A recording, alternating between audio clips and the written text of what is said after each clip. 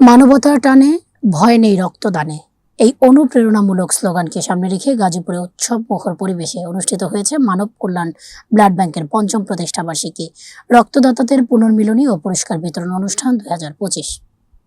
অনুষ্ঠানে মানব কল্যাণ ব্লাড ব্যাংকের সভাপতি মোহাম্মদ মাইনুল খানের সভাপতিত্বে প্রধান আলোচক হিসেবে উপস্থিত ছিলেন সংগঠনের সাধারণ সম্পাদক মোহাম্মদ আরিফ হোসেন। আরও উপস্থিত ছিলেন সাংগঠনিক সম্পাদক মোহাম্মদ শিফাতুল্লাহ, ধর্ম বিষয়ক সম্পাদক মোহাম্মদ আরিফ হোসেন নিলয়, নির্বাহী পরিচালক সাইফুল ইসলাম সোহাগ সহ সংগঠনের সকল সদস্যবৃন্দ।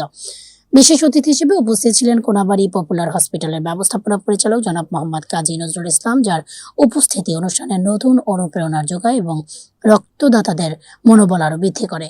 অনুষ্ঠানে বক্তারা বলেন, মানব কল্যাণ ব্লাড ব্যাংক প্রতিষ্ঠার পর থেকে নিরলসভাবে মানব সেবায় কাজ করে যাচ্ছেন। স্বেচ্ছায় রক্তদানের মাধ্যমে অসহায় ও জরুরি প্রয়োজনে থাকা মানুষদের পাশে দাঁড়িয়ে সংগঠনটি সমাজে মানবতার দৃষ্টান্ত স্থাপন করেছেন।